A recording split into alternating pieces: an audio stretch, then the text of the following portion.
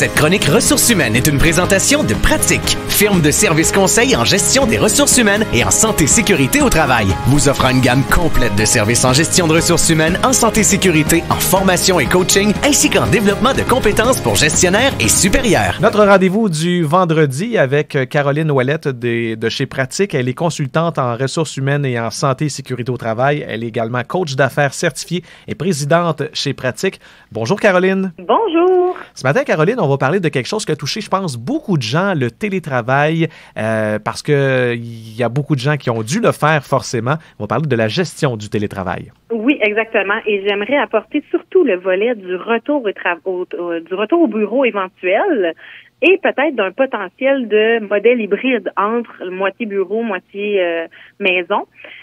Donc, j'aimerais qu'on puisse aborder les questions qu'on doit se poser. Parce que là, on va revenir bientôt à un retour à la normalité. Donc, on a l'accélération de la vaccination qui se fait sentir de plus en plus. Donc, les entreprises doivent se poser des questions importantes sur leur modèle d'affaires. Est-ce qu'ils vont revenir 100% bureau, donc à la normalité avant la pandémie?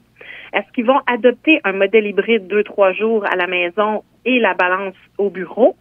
Ou encore 100% télétravail. Qu'est-ce qui serait le mieux? Donc, en fait, il n'y a pas de mieux. Ça dépend des opérations, ça dépend de l'équipe de travail, ça dépend d'un paquet de facteurs. Et c'est ça que j'aimerais explorer avec vous ce matin, les questions qu'on doit se poser pour faire notre choix.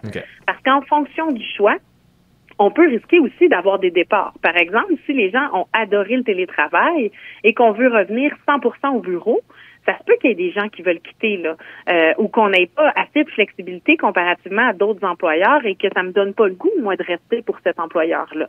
Donc, c'est important de considérer ce volet-là aussi parce qu'on sait que le télétravail ne sera pas aboli à 100% après la pandémie. Là, ça, c'est clair. Les travailleurs ont signifié un grand intérêt à vouloir continuer du télétravail, mais pas 100% du temps. Mais est-ce que ça, Caroline, excuse-moi, est-ce que ça inquiète les employeurs, ça? Oui, clairement que ça inquiète les employeurs et on sait aussi qu'il y a environ 40% des employés qui prévoient quitter leur patron dans la prochaine année. Okay. Donc, c'est sûr que c'est une statistique alarmante dans un contexte de changement comme ça. Et on sait déjà qu'on a une pénurie de main-d'œuvre et un grand changement de main-d'œuvre d'entreprise à une autre. Donc, on veut pas en plus ajouter un facteur qui donne le goût à nos employés de partir. Donc, on veut être à l'écoute de ces employés-là pour savoir, c'est quoi leur désir et d'ajuster en fonction de plusieurs éléments. Entre autres, est-ce que le poste pour lequel l'employé occupe, le poste occupé par l'employé, peut ou pas me permettre d'offrir encore du télétravail. Par exemple, un poste de bureau, on le sait, c'est beaucoup plus facile. Des postes sur la route de vendeur, c'est facile.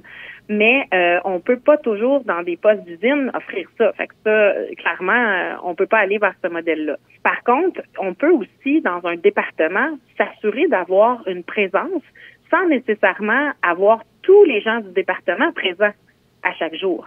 Donc, on pourrait faire une rotation de présence au bureau. Il y a plein d'éléments comme ça qu'on peut mettre en place. Et on a aussi remarqué qu'il y a des entreprises qui sont 150% plus productives en télétravail qu'avant et d'autres qui sont à 75% de leur productivité. Donc, si moi, je suis employeur et que je produis 75% de ce que je produisais avant, clairement, je préférerais revenir tout le monde au bureau, hein. Oui, c'est ça. Mais au contraire, c'est ça. Puis au contraire, si je suis super performant, que je suis à 150% plus performant, ça me tente pas tant de revenir au bureau parce que je veux prioriser ce que j'ai comme modèle actuellement parce que je suis plus productif. Donc, c'est là pour rester, mais pas comme on le connaît en ce moment. Non, il va avoir une analyse à faire par l'employeur. Il va avoir des éléments à considérer, que ce soit la productivité, les postes de travail. Il y en a qui ont même libéré complètement leur bureau, donc qui doivent se trouver des nouveaux bureaux s'ils décident de revenir en mode bureau. Il y en a qui ont réduit leur espace de travail, mais qui vont avoir un bureau en location. Donc, on a vraiment plein d'éléments comme ça. Et aussi, les outils de travail. Est-ce que je vais avoir un Google Drive, un SharePoint, un serveur à distance? Comment je communique la documentation ou les échanges entre les gens qui sont au bureau puis à la maison? Et c'est pour ça qu'on doit penser à implanter une politique de télétravail officielle qui va comprendre tous les éléments qu'on se questionne. Les frais engendrés par l'employeur ou payés par l'employeur, le combien de temps que je vais permettre ce télétravail-là et également si je veux le rendre obligatoire ou volontaire. Donc, c'est tous des éléments qu'on doit considérer, d'où l'importance de mettre en place une politique de télétravail qui va favoriser ou prévoir le retour au travail plus officiel après la vaccination. En tout cas, moi, avec le temps, je me suis rendu compte que ça touchait beaucoup plus de gens que j'aurais cru, le télétravail, et j'ai moi-même été touché par ce phénomène-là aussi. Puis, en tant qu'employé aussi, il faut comprendre qu'il y a une certaine discipline à aller chercher aussi de ce côté-là. Là.